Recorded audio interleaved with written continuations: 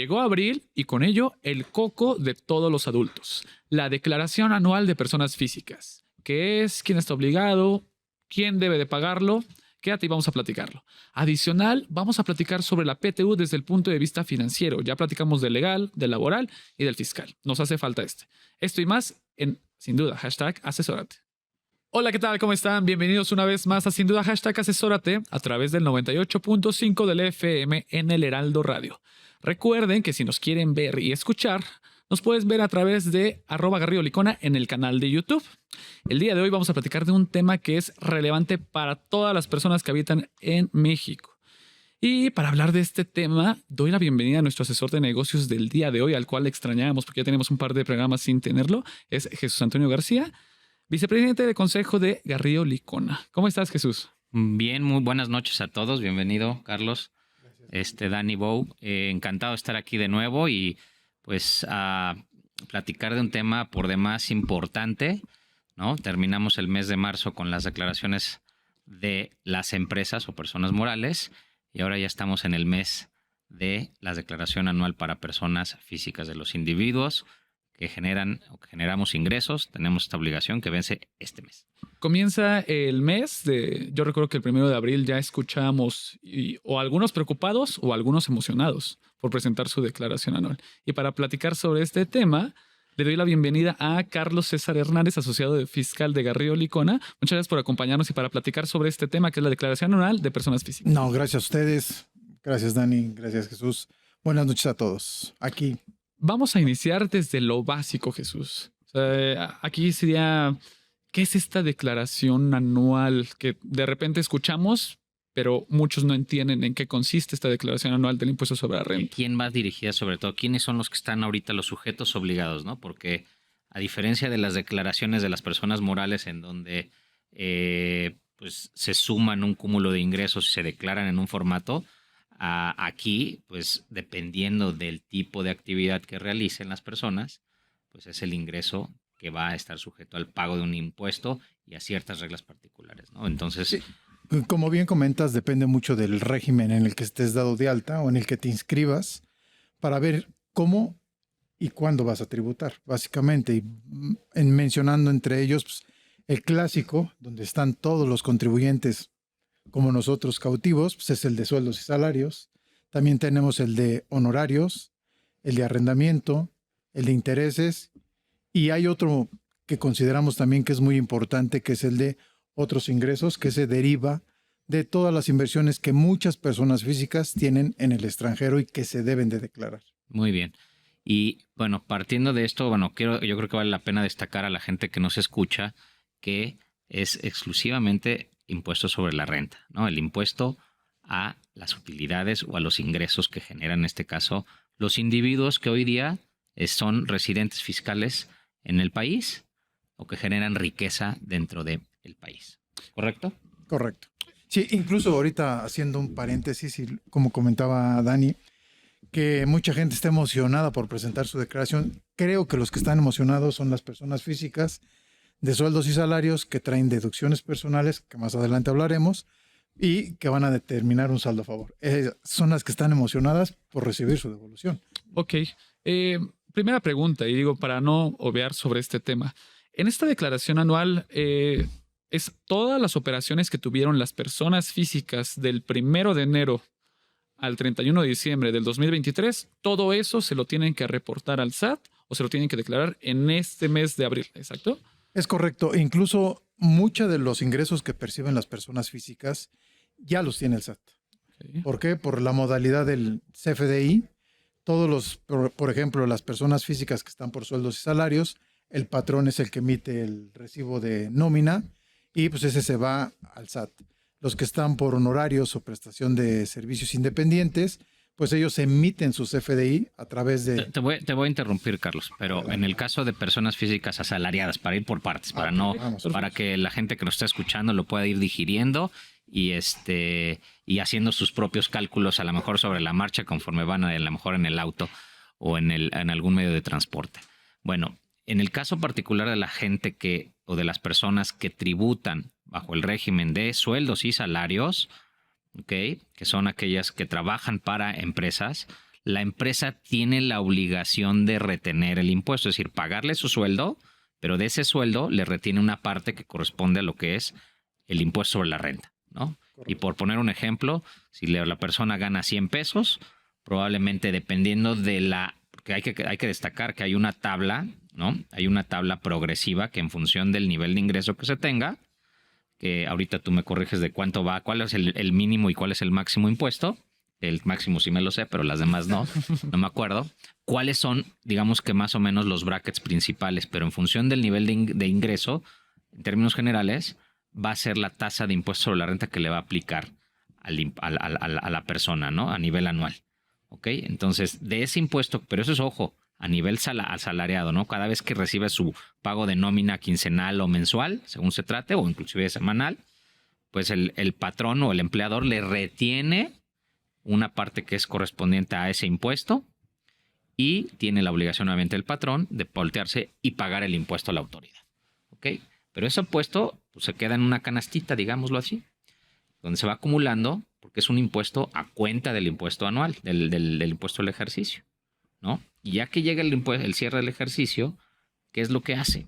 Precisamente ya comentabas el tema del prellenado.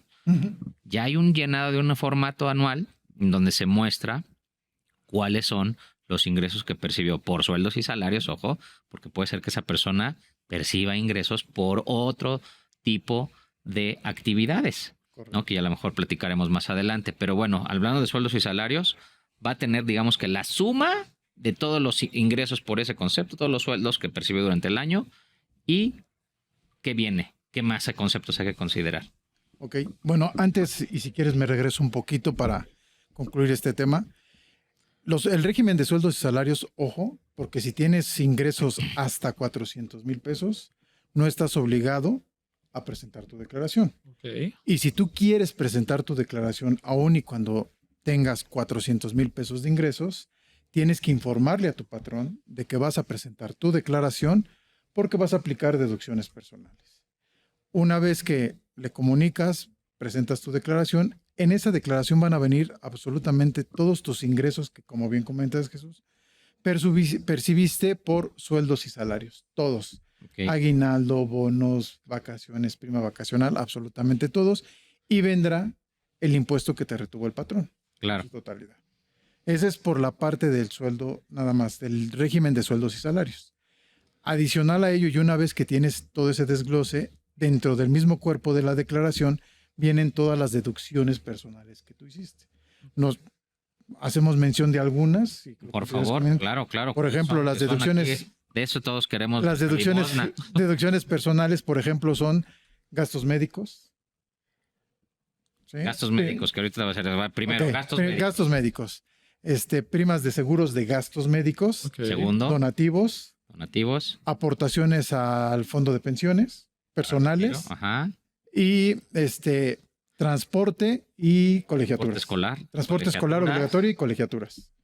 ¿Y créditos hipotecarios? Bueno, intereses por créditos hipotecarios. Eso también, ¿no? Digamos que esos son los básicos. Bueno, porque también está el funerario, gastos funerarios. Sí, pero ese... No ocuparlo. No hay que ocuparlo. Esperemos no tener ese tipo de deducciones frecuentemente. Ni ocuparlo ni mencionarlo. Exacto. ¿No? Una duda. Yo he escuchado que muchas personas quieren integrar o se preguntan que por qué las medicinas no. Las medicinas no entran como gasto médico, ¿verdad? Solamente para dejarlo en claro. No entran siempre y cuando tú vayas a la farmacia y compres la medicina. Okay. Pero si te internas, te operan y te dan medicamentos que van dentro de la factura del hospital, sí son deducibles. Okay, ¿y qué pasa porque hay otros gastos que también creo que para la audiencia es importante que lo identifiquen y que si tienen ese caso, pues que no dejen de considerarlo? Digo que, dicho sea de paso, que en principio, si no lo hicieron, pues ya están en una situación compleja. ¿Por qué? Porque no podrían solicitar una factura o recibo posterior al cierre, ¿no? Entonces, pero bueno, si no lo han hecho o si no tienen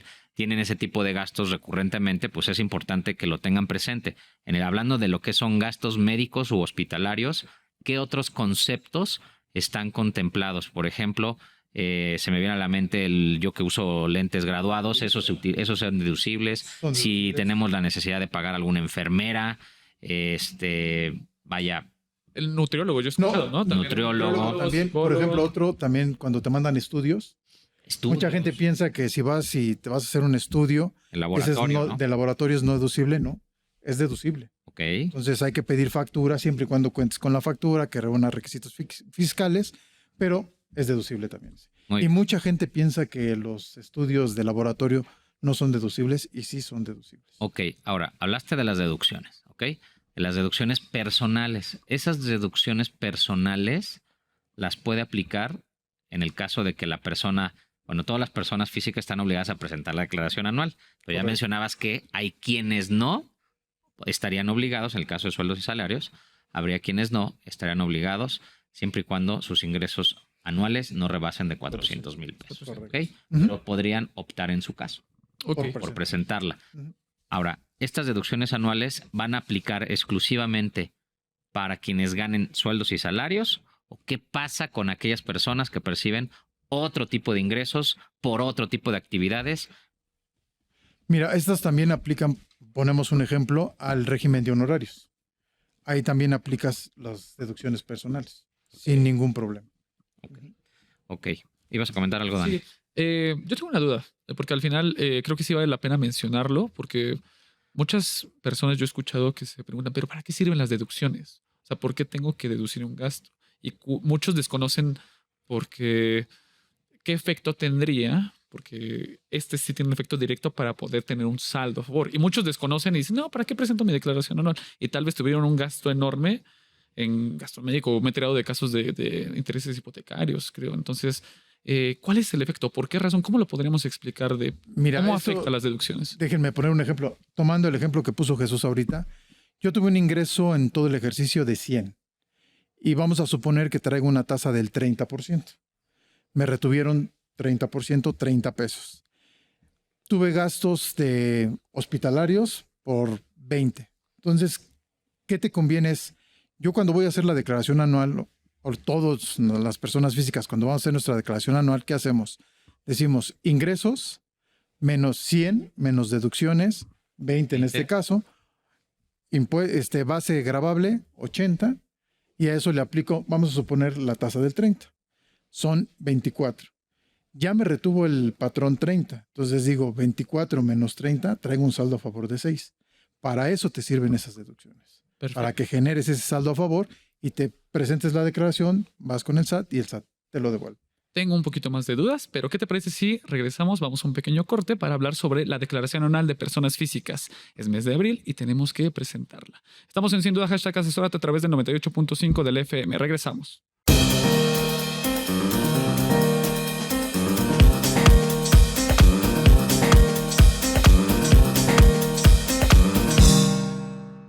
Salvador Garrido ¿Qué Márquez. pasó, mi estimado? Let's agree to disagree. Let's agree to disagree, pero vamos a acordar en que este lunes a las 4 tenemos una cita en... Entre empresarios. Excelente, así que no se lo pierdan, queridos y queridas. Los esperamos aquí en El Heraldo Televisión. Asesórate. Asesórate. Asesórate. Asesórate. Asesórate. Asesórate. Asesórate. Asesórate. Asesórate. Asesórate. No nos cansaremos de decírtelo. Asesórate. Garrido Licona. Asesoría fiscal, legal, financiera y de negocios. Visítanos en garridolicona.com. Estamos de vuelta en Sin Duda, hashtag asesórate a través del 98.5 del FM. Recuerda que nos puedes ver y escuchar a través del canal de YouTube de @garridolicona. El día de hoy estamos platicando sobre la declaración anual de personas físicas. Sales a pagar, sales en contra, ¿qué es y en qué consiste esta declaración? Para ello tenemos a Carlos César Hernández, asociado fiscal de Garrido Licona, y a nuestro asesor de negocios, que es Jesús Antonio García. Jesús, platicamos ya sobre, a grandes rasgos, la declaración anual, en qué consiste, y Así es. sobre este régimen llamado sueldos y salarios y Así es, generalidades. antes del corte platicaba Carlos cuál era el efecto, atendiendo la pregunta que le hacías, de cuál era el efecto de las deducciones respecto de los ingresos, ¿ok? Cuando normalmente pues te viene reteniendo el patrón. Y la realidad es que, bueno, pues esas deducciones te ayudan en un momento dado para disminuir lo que sería la base fiscal y que comparada contra lo que ya te retuvo en su caso el patrón, hablando de sueldos y salarios, pues puede llegar a generarte un saldo a favor. ¿Ok? Y ese saldo a favor ya platicaremos qué es lo que pasa, ¿por qué? Porque lo puedes solicitar en devolución. Pero ojo, ¿las deducciones son ilimitadas? No. ¿O qué pasa en el caso de las personales, no? Porque pues podemos tener créditos hipotecarios, gastos hospitalarios. A lo mejor fue un año en donde muy complicado en la salud y tuvimos que pagar muchísimos honorarios hospitalarios, médicos, prima de seguro de gastos médicos, etcétera. ¿Es ilimitada el monto de la deducción? No, las deducciones personales están limitadas. Y están limitadas, digo, más o menos ahorita son creo que 190,000 pesos más o menos. Son 5 veces el UMA elevado al año, ¿no? Pero hay un beneficio, déjame decirlo, donde sí están menos limitadas son en los donativos. Okay. Si tú eres filántropo y te gusta ayudar, ¿no? Y es que eso es bueno. Los donativos está limitado al 7% de los ingresos acumulables que tuviste en el ejercicio inmediato anterior. Ok, si el año anterior gané 100, bueno, más bien generé ingresos de 100, ¿no? Porque sobre ingresos el 7%. Puedo donar hasta Entonces, exactamente. Puedes donar hasta 7. Hasta 7 pesos podría estar donando. Hubiera podido donar en el 2023 Sí. y que puedan ser deducibles, elegibles a esta deducción. Esos 7 pesos, me imagino que no juegan para la limitante de los 190,000 pesos. Es correcto. ¿Hay algún otro concepto que no esté considerado dentro de la limitante? No.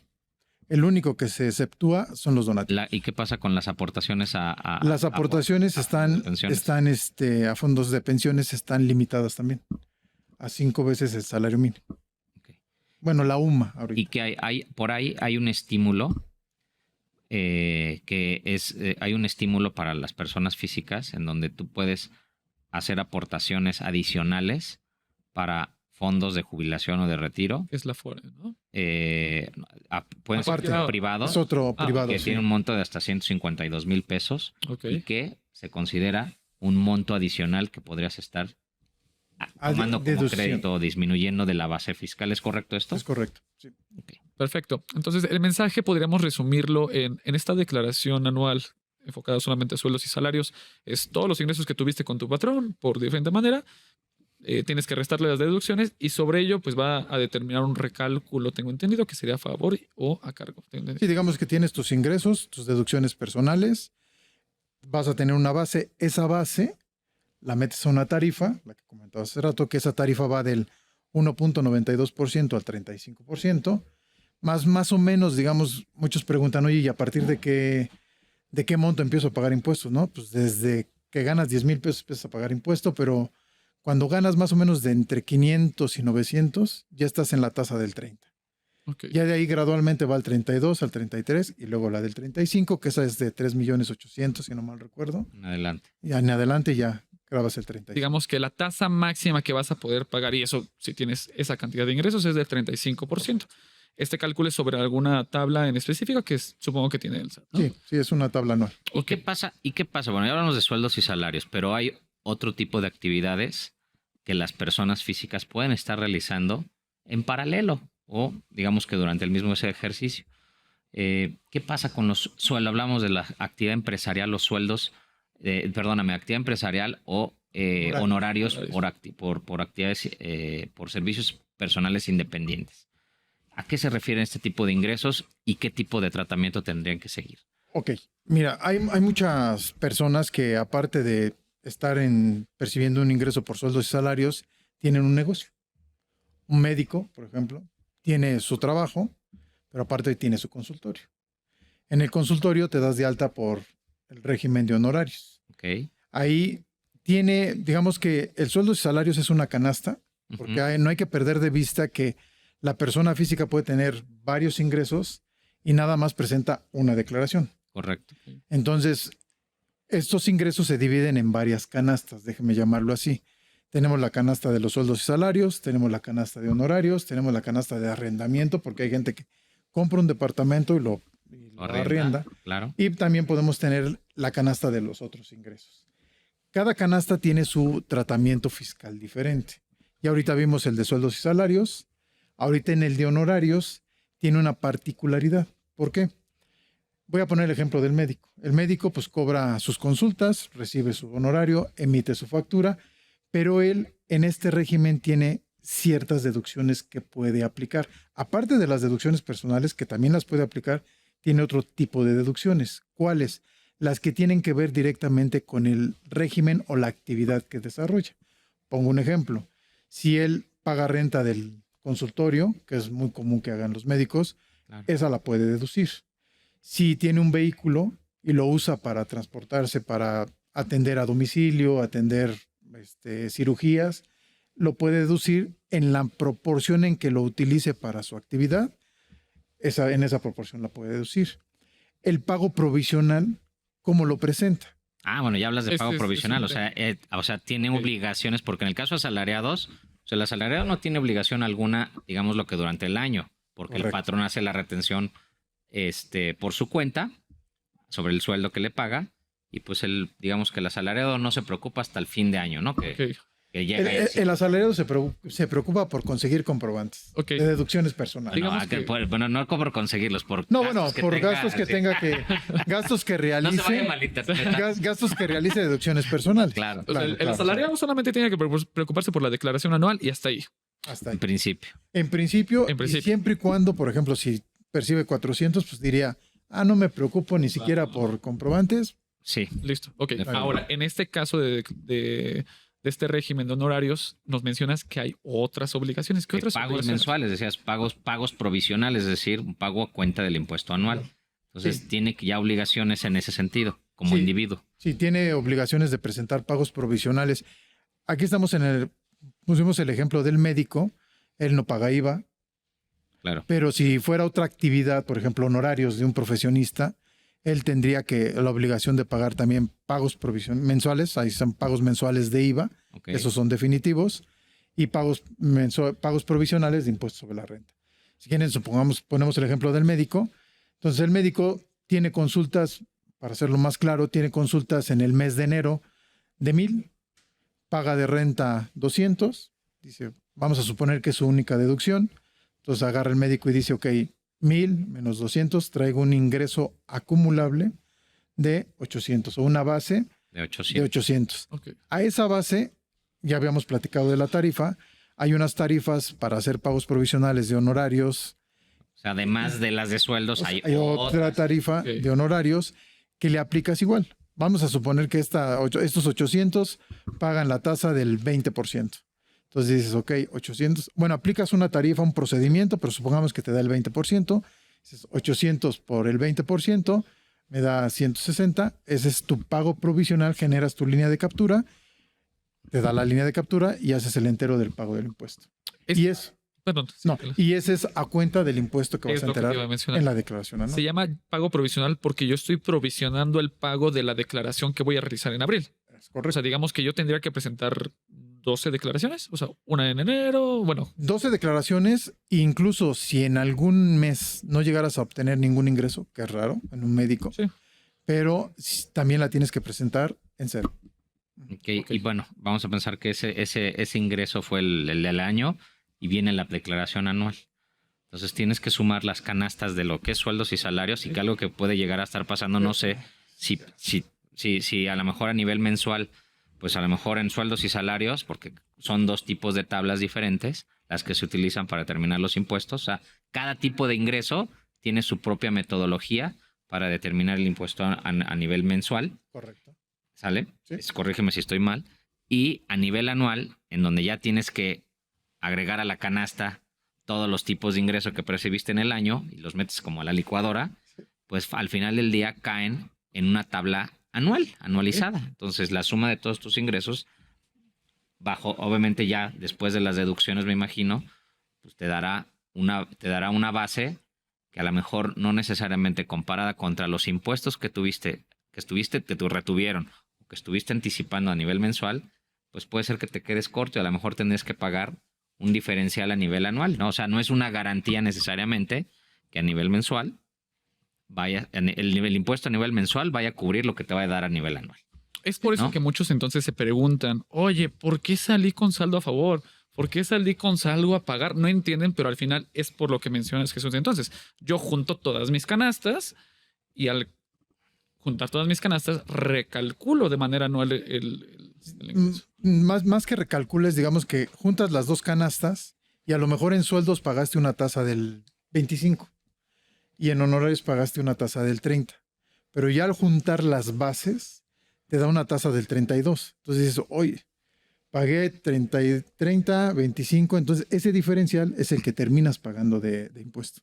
O en su caso, saldo a favor, que de hecho ese es uno de los puntos más importantes que me gustaría ¿Qué? platicar. Pero ¿qué te parece? Ok, Sí, regresando del corte, sin porque problema. hay que dejar un poco en el suspenso a los que nos están escuchando. Perfecto. Entonces, estamos en Sin Duda Hashtag Asesórate en el 98.5 del FM. Regresamos para seguir platicando sobre la declaración anual de personas físicas. Volvemos. El outsourcing no es indebido y no ha desaparecido. Hoy se le conoce como servicios especializados. Lo que es indebido es que tú o tus proveedores no estén correctamente registrados ante la autoridad y no cumplan con los requisitos establecidos. Esto puede traerte consecuencias fiscales, legales e incluso penales. Evita riesgos innecesarios. Contáctanos. GL Working. Working for you. www.glworking.com. Estamos de vuelta en Sin Duda Hashtag Asesórate a través de 98.5 del FM.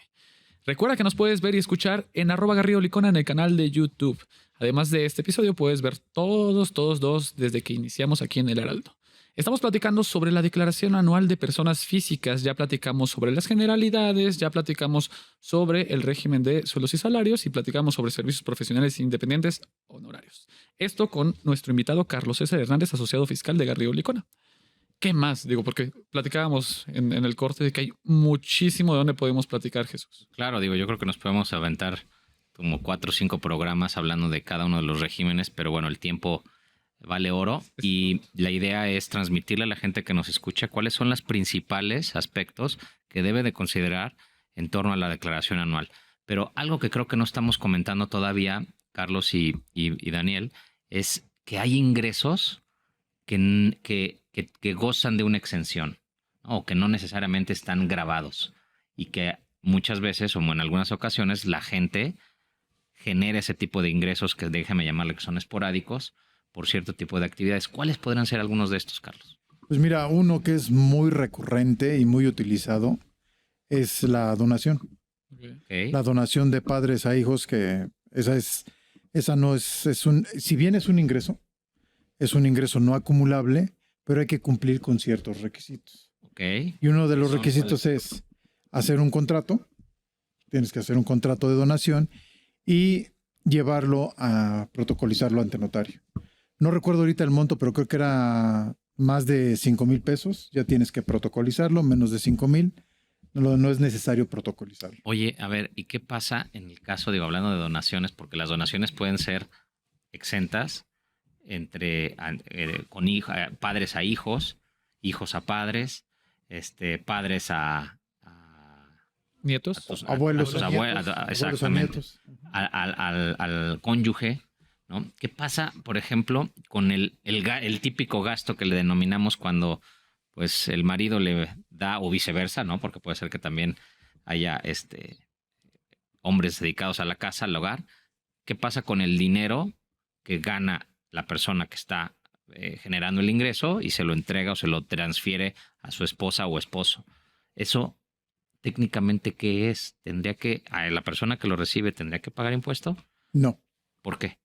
Mira, no es un ingreso, para empezar. Bueno, ese ingreso ya pagó impuesto. Claro. Y lo que tú haces como, déjame decirlo, como esposo, le transfieres para gastos a tu esposa. Entonces, ese no es un ingreso que sea sujeto de pago de impuesto.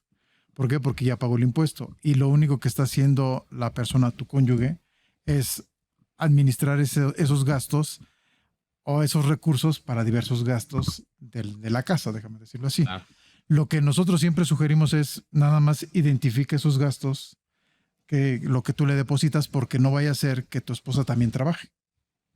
Okay. Entonces ella va a pagar un impuesto y tú le depositas y nos va a decir el SAT, oye, pues aquí traes 2 ingresos, ¿no? Y así bajita la mano le monitoreas el gasto. Con ese pretexto, ¿no? Exactamente. Y entonces, sí tenerlos bien identificados. ¿Para qué? Para que le digas a la autoridad, si te llega a revisar, oye, mira, no, esto es, déjame decirlo, estos son los sueldos que ella percibe y estos son los gastos que yo le transfiero a ella para que... ¿Eso no podría ser considerado como una donación? ¿Y lo puedes, la misma suerte que comentabas? Si quieres... Es muy exagerado, es suficiente. O sea, mira, lo pongo en la mesa. Si lo quieres, no, es correcto. Y muchas veces lo que hemos sugerido, porque luego son cantidades Fuertes. Fuertes. Claro, claro. Cuando ya son cantidades fuertes, lo que sí sugerimos es, ¿sabes qué? Considéralo como una donación. Empieza con un contrato de donación en enero, que vas a donarle aproximadamente X cantidad de enero a diciembre. Y nada más las vas identificando, firmas el contrato, lo protocolizas y estás más asegurado ante la autoridad para que no te lo considere como un ingreso. Ok. Ahora, estos ingresos se hace el contrato y demás, y ya hasta ahí acabó, o también se tendrían que declarar. Lo que pasa es que hay un segmento en la declaración que te dice, te pide que plasmes ese tipo de ingresos. Entonces, si tú recibiste una donación de 2 millones de pesos, pones donaciones, 2 millones, y ya no tienes ningún problema. Pero sí lo tienes que declarar. Lo tienes que declarar. Incluso otro concepto que es no acumulable es cuando vendes una casa habitación. Si no mal recuerdo, el monto son como 5 millones y medio, los que son no acumulables. El monto que exceda va a pagar impuesto, pero aun y cuando tú vendas tu casa y la vendes en 4 millones y no pagas ningún peso de impuesto y vas ante notario y tienes toda la documentación, en ese rubro de datos tienes que declarar que percibiste un ingreso por venta de casa habitación, Ok. para que no tengas ningún tema. Pero tampoco es ilimitado, es decir, no puedes estar vendiendo casas habitación, o sea, porque No, entonces ya estarías cayendo, o sea, son de los tipos de actividades que no necesariamente, digamos, o sea, gozas de este beneficio de estar exento, pero bueno, si me dices, oye, es que ya vendí 5 casas en un año, bueno, pues está limitado. Sí, Tengo no, entendido, si no, ya estarías haciendo una actividad Claro que sí. comercial, ¿no? De venta de bienes inmuebles. Sí. No, esta actividad está limitada. Si no mal recuerdo, vendes una casa, tienes 3 o 5 años, si no mal recuerdo, para no tener ningún otro ingreso. Si vendes otro departamento, otra casa, ese ya entra como un ingreso acumulable. Incluso el notario Lo tiene, Lo tiene que que declarar. manifestar así. Hay otro concepto que platicábamos detrás en el aire sobre el tema de la discrepancia fiscal. O sea, este tema que a veces se dice y no se dice, platícanos sobre y cómo representan la declaración. Un ¿no? ejemplo, el que acabas de comentar. El gasto, ¿no? Tu esposa tiene un ingreso de 100, tú le depositas 50, tiene un ingreso de 150, y dices, oye, llega el SAT y dice, oye, gastas 130. ¿Por qué gastas 130? ¿De dónde sale el otro? ¿Dónde sale el otro?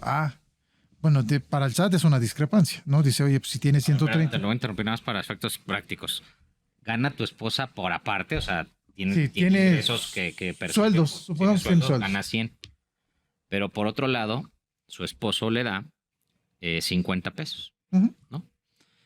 Como parte para el gasto. Entonces, técnicamente lo único que declara son los 100, Sí. ¿no? Porque son sueldos y salarios.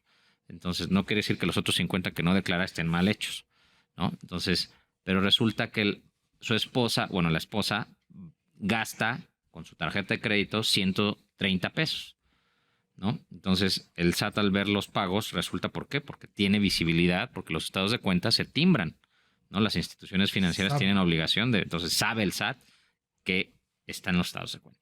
Entonces, cuando hace ese cruce, pues resulta que te toca la puerta y te dice, oye, ¿qué pasó aquí, no? Me declaraste 100 y ahora sí, y por otro lado resulta que pagaste 130 en el mes de que se trata. O deja de eso, señor. Me declaraste 100 y el estado de cuenta dice 130. Oye, Ok. Sí, claro. esos 30, ¿qué son? Claro, Ok. ahí es en donde viene la Bien, famosa explicación que sí. comentabas hace rato. Le explicas al SAT, oye, mira, estos 30, aquí está mi contrato de donación, está protocolizado, y esos 30 que exceden son estos. Hay que tener cuidado perfecto. básicamente en el tema Sí, de no, que los oye, ingresos bueno, este es estén el a la caso de entre Claro. cónyuges, pero ¿qué pasa? O sea, podemos estar teniendo ahí quienes realmente no están declarando con el 100% de sus ingresos, o sea, vamos a ser realistas. Y esas personas no están percatándose de que no están exentos de que el fisco los pueda identificar a través de el uso de mecanismos de tarjetas de crédito, ¿no? Entonces, aguas, Hay que tener hay que cuidado. portarnos bien. Se nos está acabando el tiempo y sí me gustaría platicar sobre algo que a todos les interesa. Saldos a favor. Tenemos entendido que mes con mes se te realiza, o bueno, realizas algún pago o haces alguna retención, se juntan todas las canastas y derivado de eso puedes salir con saldo a favor. Tengo entendido que derivado de la declaración anual tú presentas y automáticamente te pueden devolver, ¿no? O sea, tú sales con un ¿Qué saldo a favor. reflejas en la declaración? O sea, ¿cuál es el procedimiento? O sea, ok, ya generé un saldo a favor, ya para no echar más rollo, ¿Cómo es el proceso? ¿Cómo surge a partir de que ya tienes la declaración elaborada? ¿Qué reflejas ahí? En tu declaración anual, cuando tú generas un saldo a favor, hay un apartado en que la propia ley, la propia declaración te dice si quieres solicitarlo en devolución o compensar. Ahí para que te lo devuelvan, le pones devolución, pones tu cuenta clave, el banco, presentas tu declaración y automáticamente, comúnmente cuando son sueldos y salarios, en 10 días tienes el depósito máximo. Cuando traes varias canastas, sueldos y salarios y honorarios, dependiendo cómo presentaste tus declaraciones y qué tan transparente hiciste tus declaraciones de honorarios, te lo puede devolver también en ese mismo periodo. Si no lo hiciste tan claro, lo que Hacienda o la autoridad hace es que te dice que te la da por desistida. Okay. Entonces tienes que tú ahora hacer un procedimiento que le llamamos nosotros tradicional, que es que presentas una solicitud de devolución aclarando las diferencias que determina el SAT cuando presentaste tu declaración normal, y una vez que haces todas esas aclaraciones, ahí sí, el plazo es máximo de 40 días hábiles. Okay. O sea, no pierdes, o sea, si la autoridad no te devuelve en esa primera oportunidad, que es, digamos que la de la presentación, la declaración anual, de forma automática, puedes tener otra posibilidad aclarando las dudas que pudiera tener la autoridad. Y que básicamente siempre son en comprobantes del régimen de honorarios.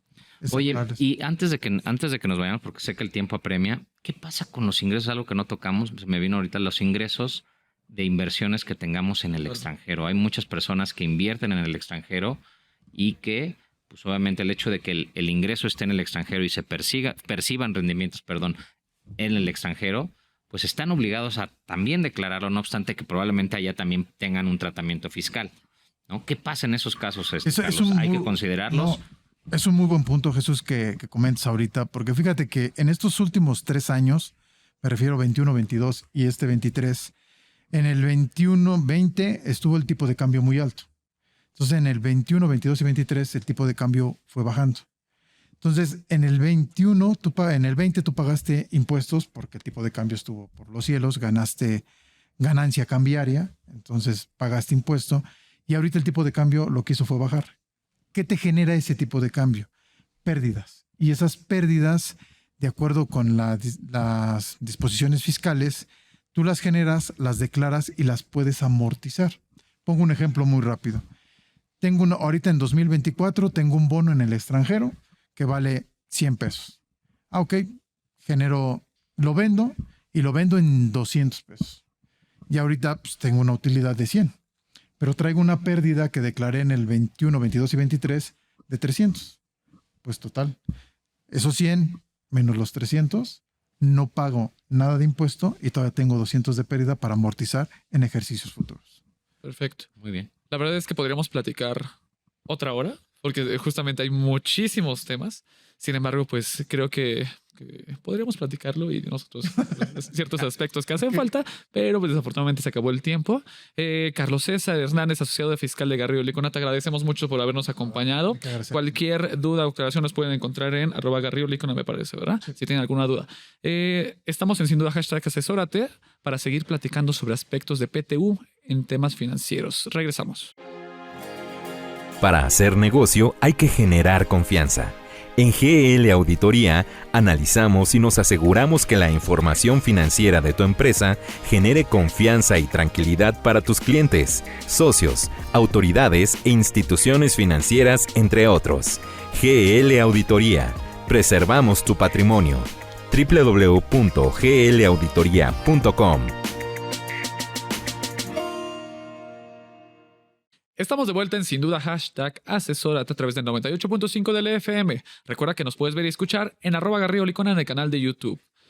Este mes estuvimos platicando sobre la PTU desde el punto de vista legal, laboral y fiscal. Sin embargo, nos hace falta un aspecto que es indispensable y que tú nos platicabas detrás de bastidores, Jesús. Así es, bienvenido Ricardo. Gracias. Buenas noches. Así es, pues estamos ya prácticamente a 15 días, ¿no? O menos días, perdón, del mes de mayo, que es el mes en el que pues muchas personas se ponen contentas porque viene lo que es el reparto de utilidades, a lo que las empresas están obligadas, ¿no? Que es a repartir una parte proporcional de lo que generaron de utilidades durante el ejercicio anterior, ¿no? Al año en el que se están pagando, y que fundamentalmente partimos de este porcentaje icónico que es del 10% y que hoy día no se ha modificado. Sin embargo, hay limitantes, ¿no? Pero ahorita, para efectos prácticos, partamos del 10% de lo que sería la base fiscal, y que viene en el siguiente mes, pero poco se ha hablado. O sea, todos hablamos de la parte legal y cuándo hay que para cobrarla, etcétera, cuánto me va a tocar, pero la parte financiera, es decir, el efecto que va a generar este concepto dentro de las compañías, poco se habla, ¿no? Y sí tiene un efecto importante, Ricardo.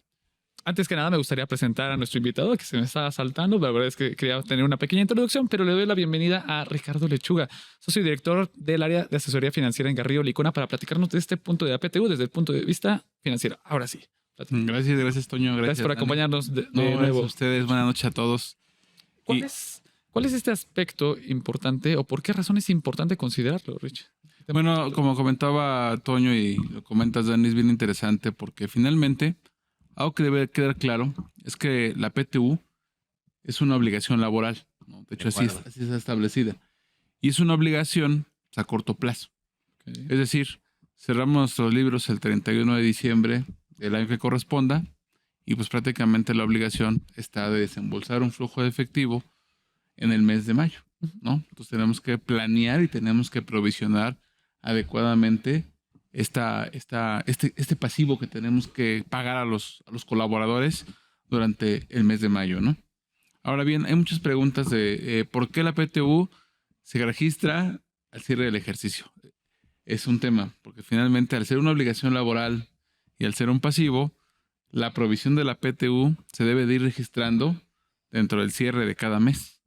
Cada mes, al igual que el impuesto sobre la renta, tenemos que ir estimando si vamos a llegar a hacer el ejercicio con una PTU por pagar.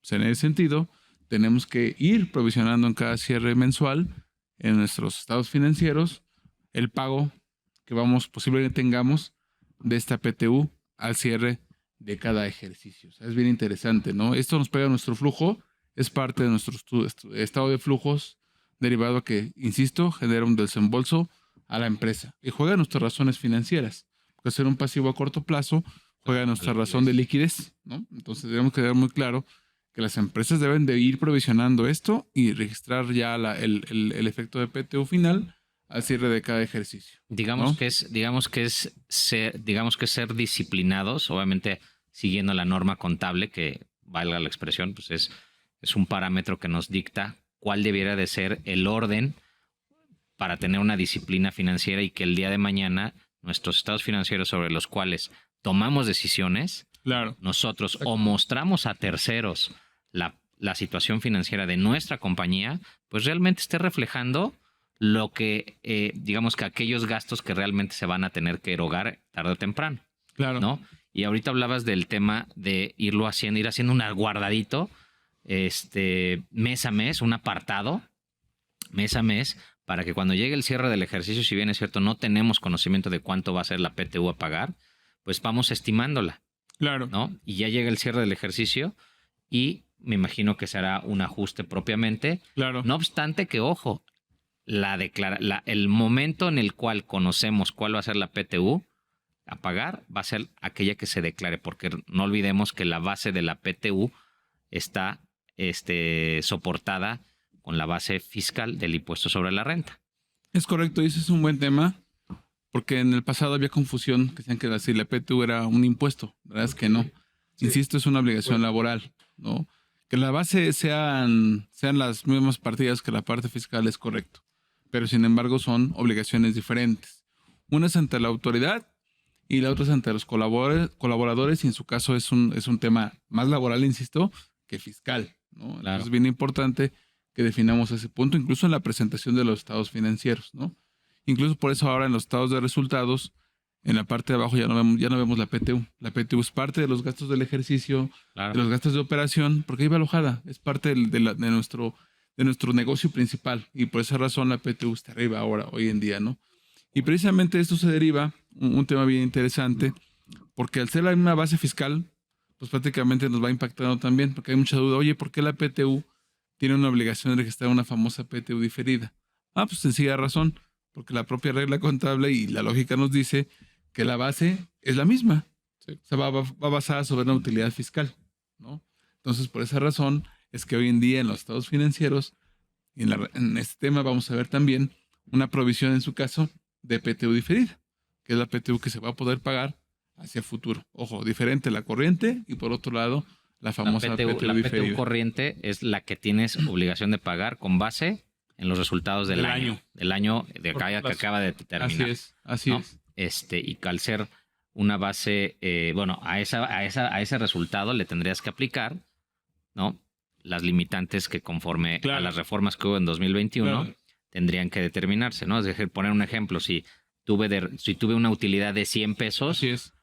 el 10% de 100 pesos son 10 pesos. Así es. Pero pero esos 10 pesos no necesariamente son los que voy a provisionar. Es correcto. ¿Es correcto? ¿Se provisiona qué es? ¿Lo que me da del 10% o lo que realmente voy a tener que pagar? Eso es bien interesante porque tiene efecto en ambas PTUs, en la PTU corriente y en la PTU diferida, ¿no? ¿Por qué en la PTU corriente? Porque precisamente al estar la limitante de los 3 meses o el promedio de los 3 años pagados, tú vas a llegar hasta ahí, o en su caso el 10%. Tú vas a provisionar solamente la que vas a pagar. Si vas a pagar la de la limitante, es la que tienes que registrar. Okay. No registras del 10%, vas a registrar la obligación que te va a gerar el desembolso de efectivo. Okay. No, nada más. Hablando de la PTU, de la PTU corriente. Exacto. La PTU del año. Oye, en el diferido, ¿cómo me impacta? Pues de igual forma. No voy a provisionar mi base de PTU diferida sobre un 10%. Tengo que provisionarla con base al mismo factor. Yo le denomino tasa efectiva. Okay. ¿No? Oye, a lo mejor me da un 8%, 8.5%. Pues sobre esa tasa es la que también voy a aplicar el impuesto diferido, que con base en mi experiencia es la que yo vengo pagando. Tengo que evaluar también ese efecto. Por eso es bien importante el tema de la limitante, ¿no? Oye, Ricardo, nada más te quiero interrumpir aquí para dejarle claro a los radioescuchas cuál es la diferencia, porque estamos hablando de dos términos muy técnicos. Sí. Y que es la PTU, digamos que la PTU común y corriente que le llamamos es la que le estamos denominando aquí corriente y que es la que estamos obligados a pagar, ¿no? Sí. Pero, ¿qué crees? Que ya vino otra amiga que se llama PTU diferida. Claro. ¿No? ¿A qué se le denomina PTU diferida? Por lo que te estoy entendiendo es, oye, como hoy día la PTU del año que tenemos que estar pagando está determinada en base a un cálculo fiscal, es decir, a mis ingresos y deducciones. Hay deducciones, o hay tanto ingresos como deducciones, hay uno de esos dos ingredientes que puede tener un efecto favorable o desfavorable en el cálculo de la PTU en este año, pero que probablemente en el futuro, largo plazo, se va a reflejar. Puede revertirse. Entonces, correcto, lo que a lo mejor ahorita le impactó a la PTU de manera negativa, pues en el año que viene le va a ser favorable, ¿no? Entonces, esa situación tiene que ser reconocida como una PTU diferida. ¿Por qué? Porque me va a impactar. Entonces, desde ahorita tengo que estar reconociendo ese impacto que voy a tener a futuro. Es decir, que con base en esta disciplina financiera, tengo que ya ir yo reconociendo ese posible pago de PTU, ese pasivo que voy a tener que pagar, ¿no? Y que no esté yo presionado, financieramente hablando, de cómo voy a tener que pagar, o a lo mejor en una de esas, en el futuro es al revés, ¿no? Voy a evitarme, voy a tener que pagar menos PTU. Que al final el mensaje sería que tus estados financieros reflejen lo que es real, ¿no? Y tratar de que esta PTU que se va a ver en un momento materializar, pues es lo que venga reflejado en este cálculo, ¿no? Sí, pero hay que recordar que hoy en día lo que busca la contabilidad es una contabilidad financiera. Entonces, llegas al pasivo, lo que cuidas es que no estén subvaluados. Por supuesto. Que tú reveles lo que realmente tienes que pagar. Exacto. Y por eso hoy en día los temas contables se han vuelto muy especializados, muy técnicos, porque hoy en día tienes que revelar todo lo que se tiene que revelar y provisionar lo que se tiene que provisionar. Y lo que se tiene que provisionar es lo que se va a pagar o lo que piensas pagar en el futuro, ¿no? Claro. Y este es lo que da efecto a estos famosos dicho de otra manera, efectos. Si me permites, Richard, es que no nos agarren con los dedos en la puerta al momento de tener que pagar este tipo de obligaciones que pues son, valga la expresión, pues son mandatorias 100% y no podemos omitirlas, ¿no? Claro. Entonces, pues no podemos no hacer nada durante el año y al mero cierre, pues tener que pagarlo, pues muy probablemente a lo mejor ya nos gastamos esos recursos por no haber sido ordenado antes y ahorita tenemos que recurrir a lo mejor a financiamiento. que nos va a costar más Así por es. no haber sido disciplinados, ¿no? O, o meterte en un riesgo laboral por no pagarla. No, claro, no, bueno, yo creo que ese ni siquiera sería opción, ¿no? Pero bueno, al final del día, eso es a lo que estamos, ¿no? Ricardo Totalmente. Lechuga, socio director de Asesoría Financiera en Garrido Licona, muchas gracias por acompañarnos de nuevo. Pues bueno, ya escucharon el aspecto de la PTU desde el punto de vista financiero. Ya platicamos sobre el tema fiscal, legal, laboral. Lo pueden encontrar en nuestro canal de YouTube. Agradecemos el día de hoy. Muchas gracias por acompañarnos. Esto fue sin duda hashtag Asesórate en el 98.5 del FM. Muchas gracias. Bye.